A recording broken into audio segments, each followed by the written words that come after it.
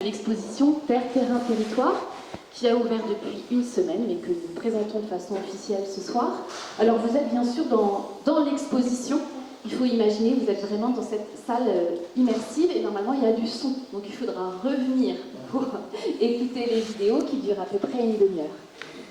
Cette exposition, elle a été conçue par le CAE Rhône-Alpes et la Fondation ANMA, qui est avec nous ce soir. Je suis contente d'accueillir Anne-Laure Dartemar, architecte associée ANMA et présidente de la Fondation, et Agrippa Lennart, chef de projet à l'agence ANMA. Dans ce propos, qui va durer à peu près une heure, notre envie c'était de vous donner la parole dans les objectifs peut-être qui vous ont animés pour créer cette exposition, peut-être aussi dans vous présenter, et puis nous parler de cette exposition, et ça va durer à peu près 40 minutes, et puis on prendra un petit moment pour déambuler ensuite et voir l'exposition dans sa globalité. Et puis on prendra après un verre de l'amitié. Avant de vous passer peut-être le micro, je voudrais, pendant que vous êtes concentrés, vous indiquer qu'il y a un ouvrage qui complète l'exposition, qui est en vente ici. Voilà. Et donc n'hésitez pas à vous le procurer. Qui veut commencer ? Merci d'être là. On est content d'être à la Maison d'Architecture de Normandie. Pour présenter donc, cette exposition Terre, Terrain, Territoire. C'est Agrippa qui est là, qui est commissaire de l'exposition, qui va vous expliquer la démarche et qui va après vous faire visiter l'exposition. Moi, je vais juste introduire un tout petit peu en tant qu'architecte associé de l'agence ANMA et présidente de la Fondation. Donc, la Fondation, elle a soutenu le projet, mais sinon le projet il a plutôt été conçu par l'agence ANMA et le CAE Rhône-Alpes, donc 69 Lyon. Donc un petit mot sur l'agence. Donc on est une agence d'architecture, d'urbanisme et de paysage qui a 20 ans, enfin une bonne vingtaine d'années, et qui a toujours été animée par cette envie de faire de la recherche, de se détacher un peu de la pratique quotidienne pour réfléchir sur nos méthodes, nos manières de faire, nos outils, comment on peut les faire évoluer et les adapter au contexte qui évolue aussi nécessairement.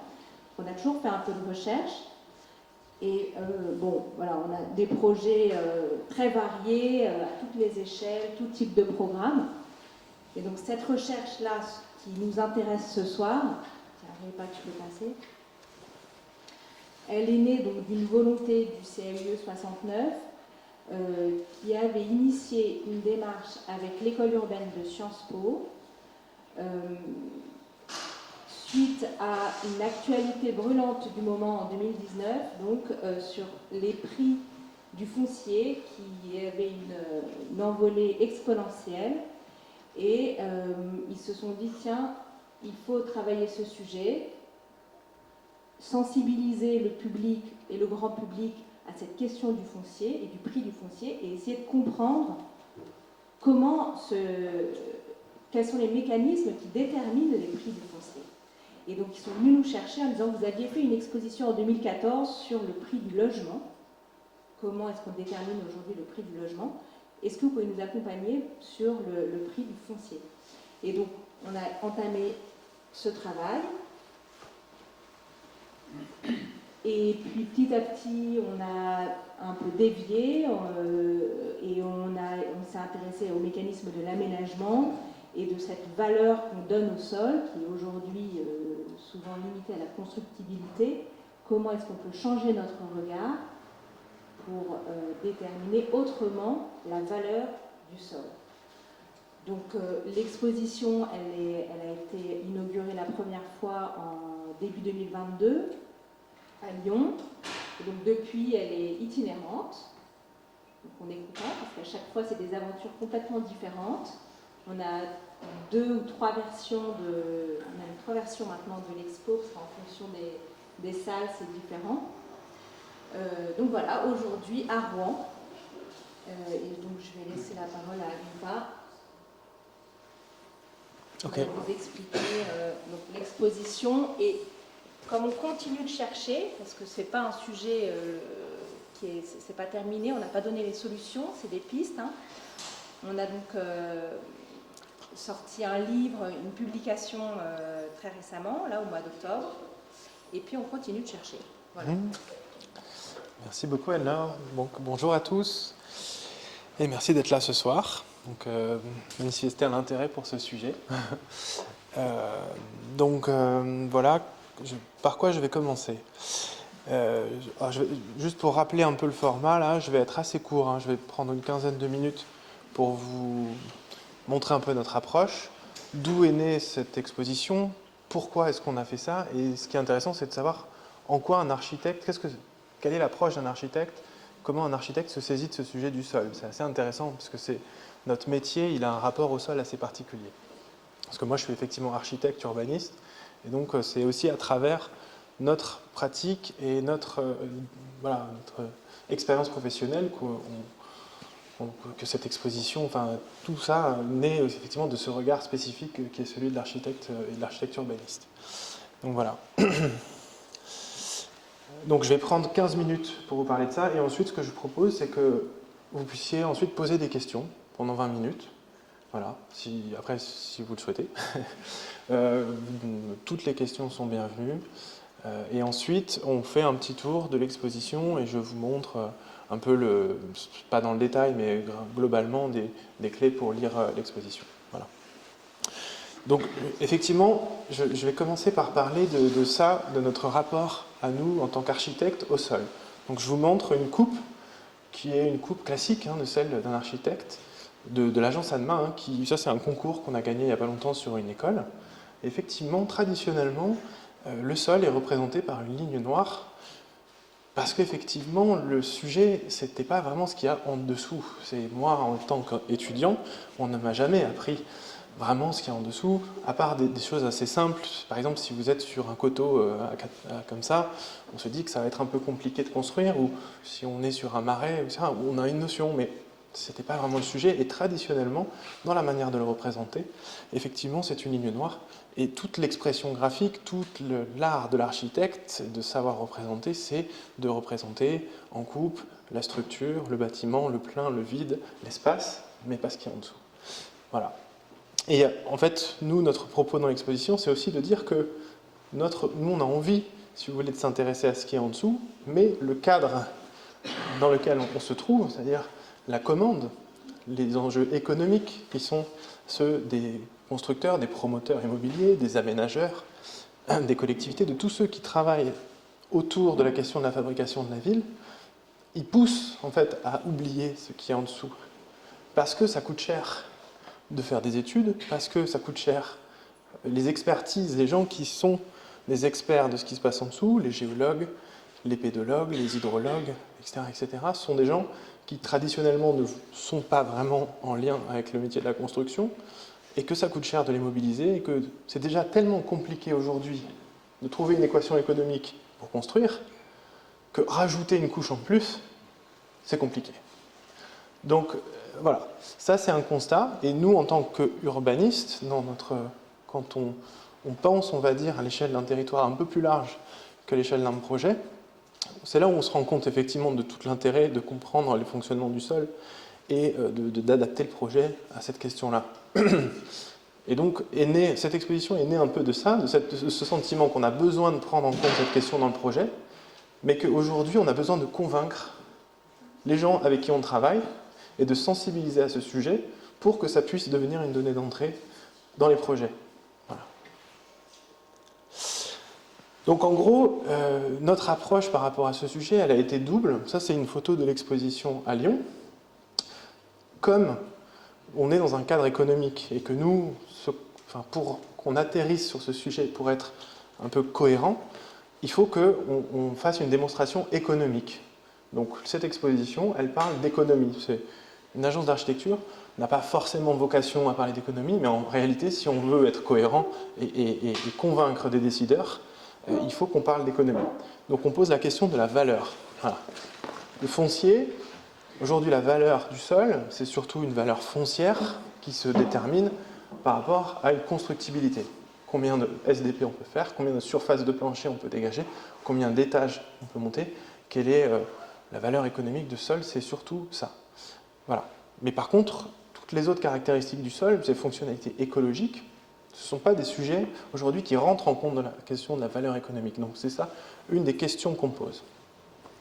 Le deuxième grand axe, enfin, notre approche par rapport à cette exposition, c'est la question de la sensibilisation par un des outils de l'architecte et un de ses capacités, on va dire, à convaincre, et puis voilà, un de ces outils, c'est la représentation. Comment on représente et comment on sensibilise au sujet par un autre biais que la question rationnelle, mais une question plus émotionnelle. Et l'exposition, elle est intéressante pour ça, parce qu'elle vous plonge dans un univers. Vous voyez, cette salle, elle a été pensée pour être une immersion dans un sujet où on va plonger dans les questions du sol, on va aller en dessous, on va raconter l'histoire. Il y a aussi du son, là il n'y a pas de son aujourd'hui, donc c'est les sens. Comment, en fait, le sol nous ramène à nos sens, à notre caractère d'être vivant. Et il nous connecte, en fait, à des choses qui sont un peu profondes en nous. Et ça, on pense que c'est un biais, un moyen, en fait, pour sensibiliser au sujet. Voilà. Donc, ensuite, je vais vous parler juste d'un projet qu'on retrouve un peu de manière récurrente dans l'exposition et qui a été un des éléments leviers, on va dire, dans la démarche de l'exposition. C'est un projet à Saint-Nazaire, un projet urbain. En fait, la collectivité nous a demandé de réfléchir à un quartier de la ville qui demain va être sous le niveau de la mer, où il va y avoir une problématique de submersion marine. Et effectivement, donc ça, vous voyez cette photo-là, c'est la Brière, ce qu'on appelle la Brière, c'est un peu l'équivalent de la Camargue sur l'estuaire de la Loire.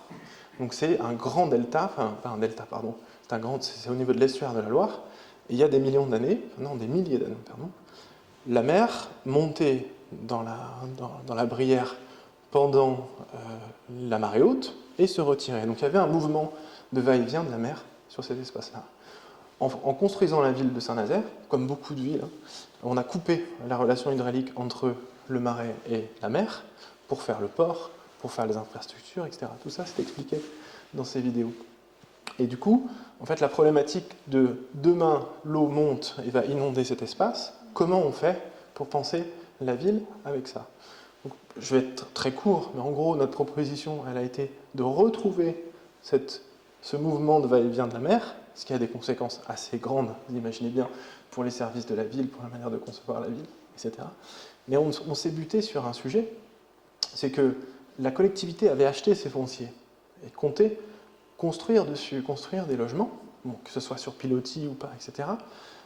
Et en fait, quand vous achetez des fonciers qui valent des millions d'euros et qu'on vous dit que demain, en fait, il faut que ces fonciers deviennent des espaces naturels, on a un vrai problème. C'est un problème économique. Comment vous pouvez assumer une dette aussi grande? Aujourd'hui, la valorisation de cet espace vert, là, du marais, dans notre société, elle est proche de zéro. En réalité, ce n'est pas vraiment vrai, parce qu'on peut faire une démonstration en disant que si je dois comptabiliser tous les dégâts qui vont être faits dans 500 ans, 100 ans, 200 ans, si je dois construire une usine de traitement des eaux, si je dois, et ça, on peut dire ça a des coûts. Mais la réalité, c'est que quand on fait un bilan d'aménagement qu'on présente à une collectivité, en fait, ces coûts-là, ils n'apparaissent pas. Ce qui apparaît, c'est une dette. Donc, on est un peu sur ce constat que aujourd'hui, quand on va devant un maire, quand on va devant une collectivité, on a beaucoup de mal à vendre ce genre de projet, on a beaucoup de mal à parler d'un sol et le vendre comme quelque chose qui n'est pas construit. L'équilibre économique ne tient pas. Donc c'est pour ça qu'on a effectivement axé sur la question de la valeur et qu'on a fait ces représentations-là que vous avez trouvées, donc terre, terrain, territoire. Vous voyez, la question du territoire, c'est la grande axonométrie qu'on voit là.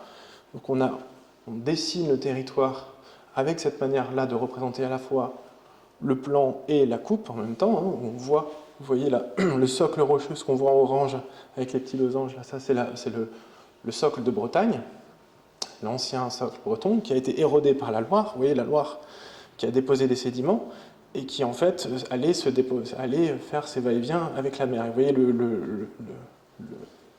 cercle rouge, là, enfin le polygone rouge, c'est notre terrain d'étude. Et donc, ce qu'on a fait, c'est qu'on a comparé des valeurs économiques en euros, donc de foncier, là, d'un terrain du centre-ville avec une terre agricole. Donc, effectivement, le terrain du centre-ville coûte très cher, il coûte 3-4 000 euros du mètre carré. La terre agricole coûte rien, allez, 3 ou 4 euros du mètre carré.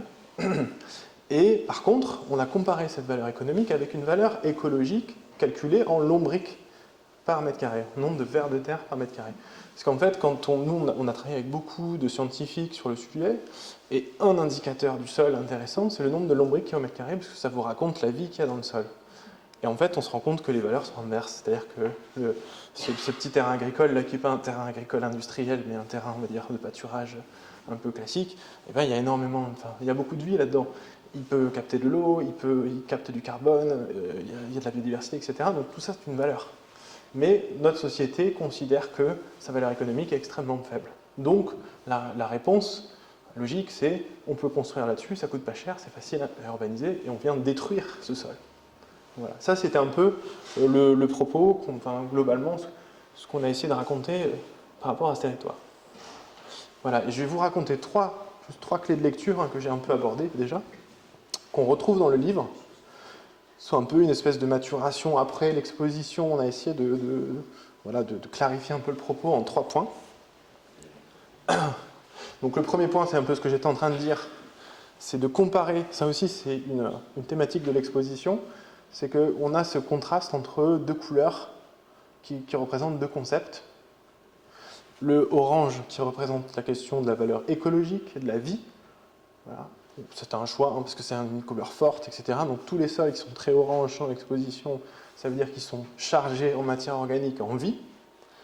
Et le bleu, le contraste, c'est la valeur foncière. Donc c'est plutôt la question de comment, effectivement, quels sont les usages et la valeur économique de ces terrains. Donc là, voilà, ça c'est un extrait du livre.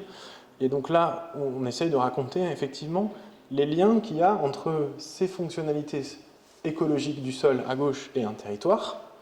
Donc les 4 grandes fonctionnalités écologiques du sol, après on peut avoir des débats d'experts sur ces fonctionnalités, mais en gros c'est la question de l'eau. Donc comment on vient retenir l'eau, on vient l'infiltrer pour éviter les inondations,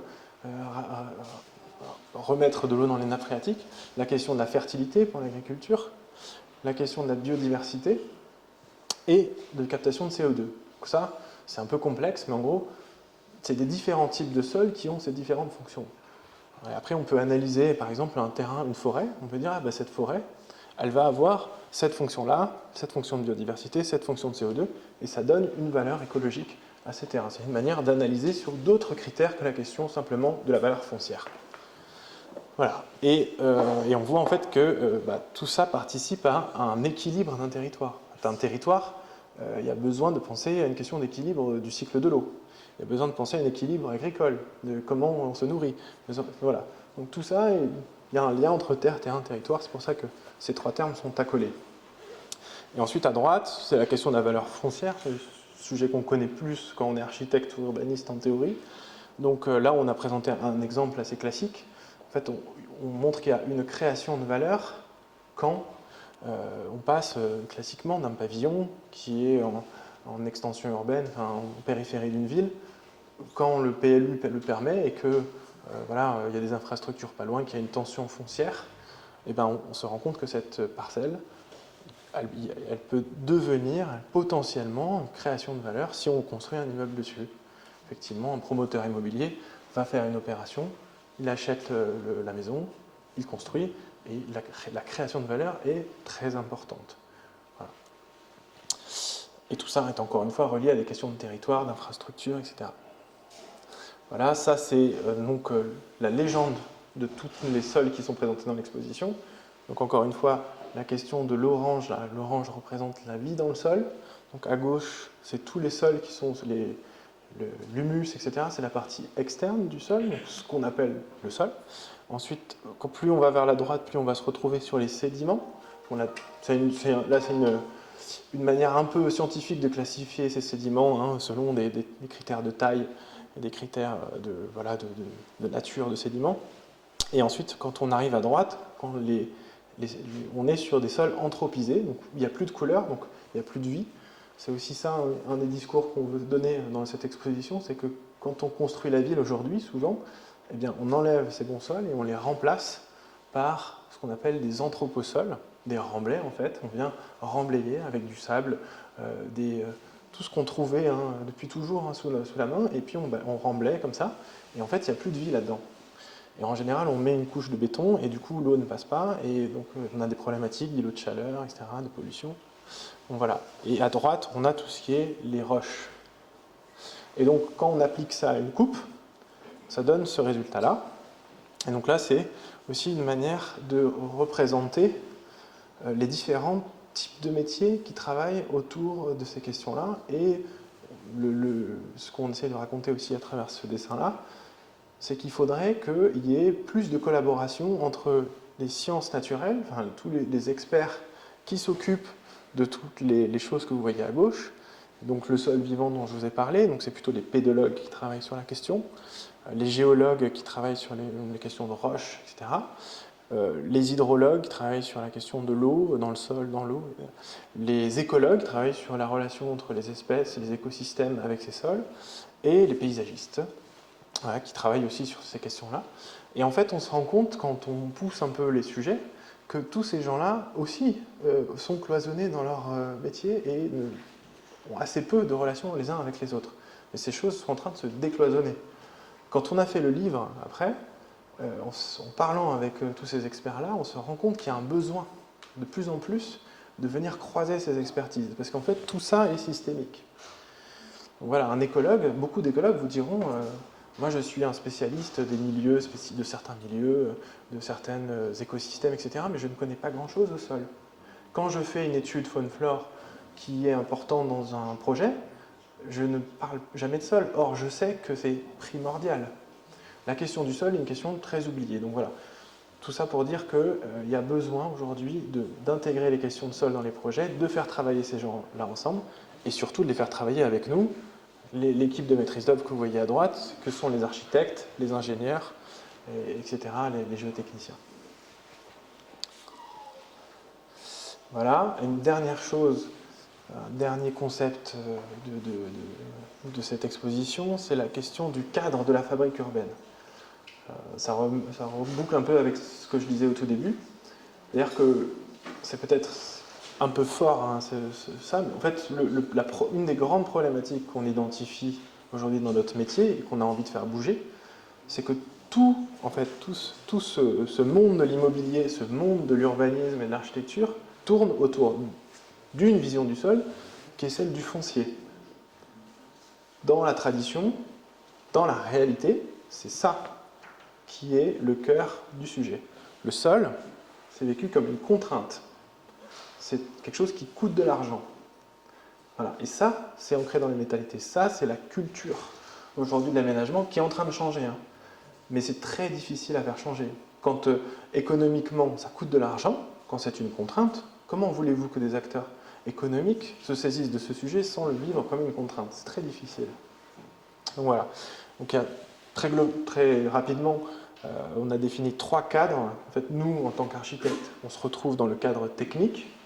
Voilà, on est des techniciens, comme les urbanistes, comme les ingénieurs. Et nous aussi, dans notre métier, dans notre tradition, on a toujours considéré le sol comme un foncier sur lequel on vient de construire. Notre savoir-faire, c'est de savoir construire sur ce foncier. Le cadre économique, bien entendu, donc les investisseurs, promoteurs, aménageurs, etc., considèrent aussi ce sol comme un foncier parce que, en fait, ils parlent en mètres carrés, ils parlent en euros. Voilà, ils font un bilan et dans le bilan, c'est du foncier, c'est pas du sol. Ensuite, il y a un cadre institutionnel et législatif, donc c'est ceux qui font les lois, ce sont les collectivités, ce sont les politiques, ce sont les services des villes, et eux aussi, effectivement, considèrent le sol comme un foncier. Le PLU, par exemple, le plan local d'urbanisme, toutes les règles du plan local d'urbanisme, elles prennent en compte la question du foncier. Elles ne prennent jamais en compte ce qu'il y a en dessous. Même la loi actuelle, donc la loi ZAN, zéro artificialisation nette, pense encore en termes de surface. Elle dit, dans la définition de la loi, c'est quelque chose qui est en train de changer, elle dit le sol a des fonctionnalités écologiques et il ne faut pas détruire ces fonctionnalités écologiques, ou je ne sais plus quel est le terme exact. En gros, il faut arrêter d'artificialiser. Mais comment elle compte ça? Elle le compte en surface. C'est encore des choses qui sont ancrées dans notre culture. Voilà. Pareil, la question du zonage. L'urbanisme, on la pense en question de zonage. On n'a jamais fait le parallèle entre un terrain agricole, enfin, si bien sûr qu'on le fait de manière indirecte, mais c'est assez peu poussé, entre un terrain agricole et quelle est la fertilité agricole, qu'est-ce qu'il y a en dessous. De la même manière, si je vais construire ce terrain, quelles sont les fonctionnalités écologiques de ce sol? Ça commence, par exemple à Lyon, effectivement, Base, qui est une agence de paysage avec laquelle on a travaillé sur le livre, commence à faire ça sur le SCOT de Lyon, et c'est hyper intéressant. Et c'est une bascule qui est en train d'avoir lieu, mais cette bascule, il faut qu'il y ait des politiques qui veuillent la porter. C'est assez rare encore aujourd'hui. Donc voilà. Voilà, donc je finirai là-dessus.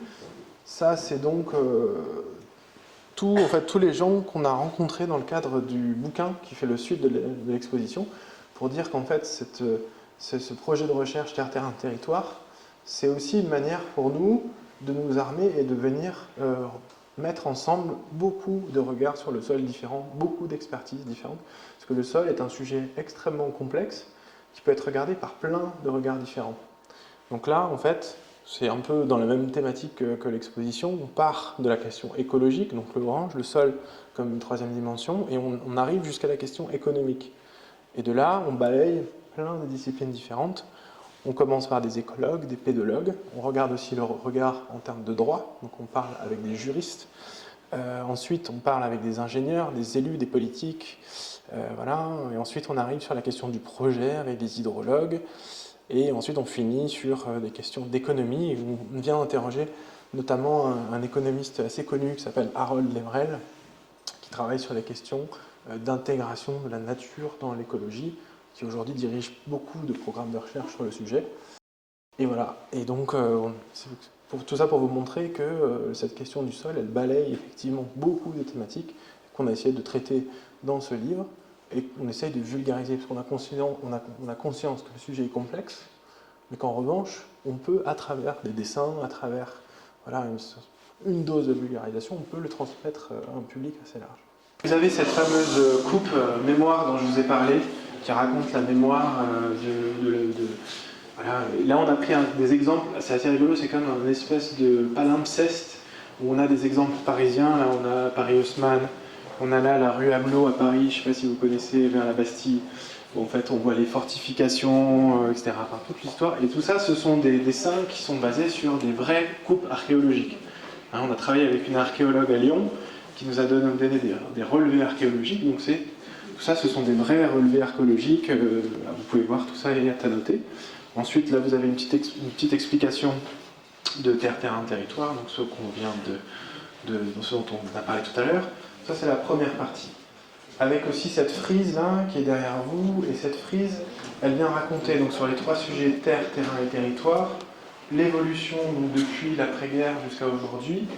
Alors que je me rappelle bien, la Terre, on a pris la valeur de la biodiversité, en gros une espèce d'indicateur qu'on a trouvé, donc c'est l'orange, et on voit effectivement la chute phénoménale qu'il y a du nombre d'espèces sur la planète.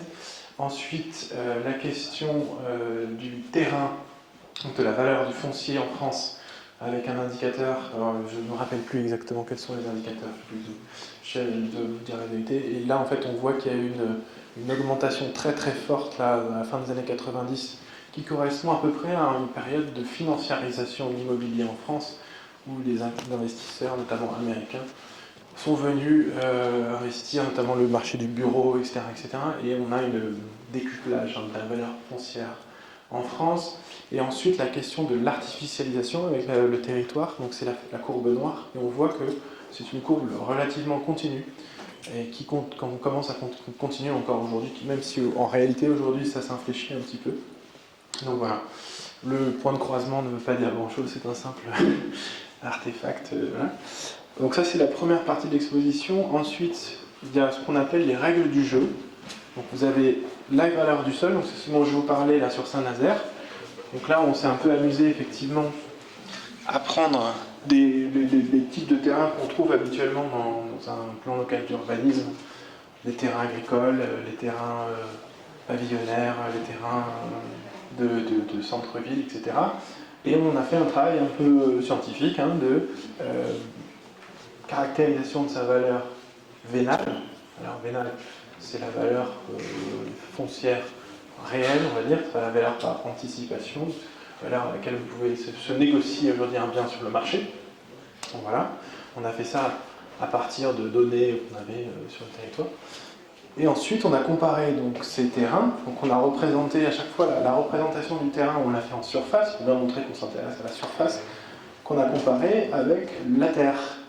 Et la Terre qu'on a représentée, vraiment, là, on a vraiment fait une étude géologique, on a travaillé avec le bureau de recherche géologique et minier, avec des pédologues et des scientifiques du sol, pour bien caractériser cette question de sol et de terre. Et dès que vous voyez cette couleur orange forte, c'est-à-dire qu'il y a une valeur écologique. Et il y a de la vie là-dedans, qui est caractérisée par ce nombre de lombrics au mètre carré. Voilà, ça donne des comparaisons assez intéressantes. Oui. Oui, excusez-moi, du coup je me pose une question parce qu'il y a les terres agricoles qu'on retourne et qui ont, je ne sais pas combien elles est vivantes, par rapport à la forêt, il y a une grosse différence. Alors ça, en fait, encore une fois, chaque indicateur raconte ce qu'il indique. Les terres agricoles, spécifiquement ici, sont plus propices aux lombrics que les forêts. Ce sont des sujets scientifiques un peu complexes, je ne peux pas vous donner une réponse, mais si on prend notre indicateur, par exemple la captation de carbone dans le sol, la forêt est bien plus intéressante. Si on prend, je ne sais pas, il y a d'autres indicateurs, mais l'indicateur des lombrics raconte ça. Voilà. Mais c'est un indicateur, c'est pas le seul indicateur, c'est un indicateur. Voilà. Et par exemple, on peut aussi voir que dans un pavillon, toutes les zones pavillonnaires ont aussi une valeur en termes de biodiversité et de sol vivant, parce que en fait, ce sont des pavillons parfois qui ont 100 ans, 150 ans, et en fait, quand on parle d'urbanisation de ces pavillons, il faut aussi se dire, ah, ok, c'est bien de densifier pour éviter de venir consommer les terres agricoles, mais voilà, ça permet d'avoir des indicateurs de l'aide à la décision. Ça, c'est la deuxième planche des règles du jeu, on va dire, qui, elle, raconte plutôt comment se fabrique la valeur d'un terrain. Du terrain au logement, comment les prix sont-ils fixés. Donc ça, c'est un peu plus complexe. On va dire que là, on rentre plus dans les mécanismes de fabrication de la valeur foncière. Donc, en fait, là, voilà, c'est un exercice qu'on a fait. En gros, le but de cet exercice, c'est de dire, quand on construit, aujourd'hui, en fait, ça coûte pas cher de construire sur un champ. En gros, la mécanique habituelle de la ville, jusqu'à présent, ça a été d'acheter des terrains agricoles qui coûtent en gros 10 € du mètre carré, et de les vendre de 1000 € du mètre carré. Donc, vous voyez la bascule. Et entre les deux, bon, c'est pas très compliqué parce qu'on a un paysan, donc on a un vendeur. Après, on tire des routes, on met des réseaux, etc. C'est rentable. En revanche, quand on va construire sur une friche, en fait, on construit sur un sol qui est endetté. Parce que ce sol, il a été pollué par un industriel, plus ou moins, hein. Et du coup, en fait, ça coûte de l'argent et souvent, c'est pas rentable. En fait, tout dépend de où est votre friche, quel est son degré de pollution, etc. Mais une des solutions de la ZAN aujourd'hui, c'est de dire il faut qu'on arrête de construire sur des champs, mais il faut qu'on construise en ville ou sur une friche. Mais le problème, c'est que ça coûte de l'argent. Et qui est-ce qui paye? En général, c'est la collectivité qui paye. Parce que, en fait, les opérateurs privés ne retrouvent pas l'équilibre économique pour pouvoir le faire. Et encore pire, ça, on va rentrer dans le débat, etc. En fait, on se rend compte que la question de la pollution, on la traite qu'à moitié, quoi. Bon. Ensuite, la question de construire sur la ville. La complexité, ce qu'on voit, c'est que quand on construit en ville, quand on veut faire muter un hectare de centre-ville, on va dire, on veut le densifier, etc., ben c'est hyper compliqué, parce qu'il y a plein de gens qui habitent là, il y a plein de parcelles, donc il faut venir négocier avec chacun des propriétaires. Donc, quand un projet urbain se fait en ville sur des parcelles existantes avec des gens qui habitent, etc., déjà c'est violent, il faut exproprier, il faut faire de la prévention, et puis ça coûte extrêmement cher. Donc la bascule est beaucoup plus complexe. Et la réalité, c'est que pour pouvoir se payer ça, il faut construire extrêmement dense. Et donc quelle est l'acceptabilité de cette densité auprès des riverains? Donc voilà. Et après, si on veut rentrer un peu plus dans le détail, En fait, ce qu'on a fait à chaque fois, c'est qu'on a raconté quels sont les acteurs qui interviennent à chacune des étapes de ce processus. À chaque fois, on commence par un propriétaire foncier. Par exemple, là, c'est l'industriel. Ensuite, on passe par la case aménagement. Donc là, ça, c'est dans une opération d'aménagement. C'est dans une opération, pas juste où on fait muter une parcelle, mais on fait un bout de quartier, on va dire. Donc cet aménageur achète le terrain. Et là, on voit quel est son bilan. Ça, c'est son bilan d'aménagement, qui a des dépenses et il y a des recettes. Et on voit en orange quelle est la part du foncier. Ensuite, il le vend à un promoteur immobilier. Et on voit effectivement la part du foncier, comment elle évolue. Et en fait, après ces recettes-là, lui, ce qu'il va vendre, c'est à vous ou à moi, un acquéreur qui va acheter son logement. Donc on voit vraiment où va cette valeur foncière et comment elle se transforme. Et on voit qu'en ville, en fait, c'est la moitié du bilan de l'aménageur qui correspond, enfin le foncier correspond à la moitié du bilan. Donc c'est énorme. C'est-à-dire que pour acheter toutes ces petites maisons, etc., ça coûte très très cher. Alors que dans un terrain agricole, c'est très très faible. Voilà. Donc ça, c'est donc ces règles du jeu. Derrière vous, là et là, vous avez deux extraits du livre. Donc ça, c'est la légende des sols. C'est toutes les légendes des différents sols que je vous ai déjà présentés. Vous avez aussi là des extraits. Ça, c'est le BRGM qui nous a donné ça. Donc c'est des extraits de carottes de sol. En fait, ils ont un hangar à Orléans où ils stockent plein de carottes et ils n'en avaient plus besoin de certaines. Ils ont dit allez, prenez-en quelques-unes pour votre exposition. Et donc là, en fait, il y a certains sols qui sont ceux que vous retrouvez dans les vidéos. Donc, il y a le socle rocheux de Saint-Nazaire, là c'est le socle granitique de la Bretagne. Vous avez la craie de Normandie, d'ailleurs la craie d'ici, vous voyez. Là ici, vous avez un sol qui est à peu près identique à ceux que vous travaillez sur les falaises de la Seine. C'est la craie, donc, mais par contre, c'est la craie à Orléans. En réalité, à la Beauce, en Beauce, vous êtes aussi sur des sols crayeux. Et donc là, par exemple, je viens ici, vous voyez ça, c'est le Loiret. En fait, vous voyez, c'est un ancien autoroute. C'est un autoroute qui s'est effondré à un endroit, donc ils ont fait une carotte pour vérifier qu'est-ce qui s'est passé, quoi, quelle est la résistance, etc. Et on voit très bien, là, de là à là, on descend dans plusieurs mètres, premier mètre, deuxième mètre, troisième mètre, quatrième mètre, et on voit comme ça l'enrobé, le bitume, et puis ensuite on voit, vous voyez la différenciation du sol. Donc ça c'est un premier type de sol qui ensuite vient se désagréger et ensuite qui arrive sur la craie, on voit le sous-sol crayeux, voilà. Et ensuite là vous avez des argiles, vous avez plein de types de sols différents. C'est assez marrant de voir qu'il y a plein de couleurs, c'est très parlant quoi, comme matière.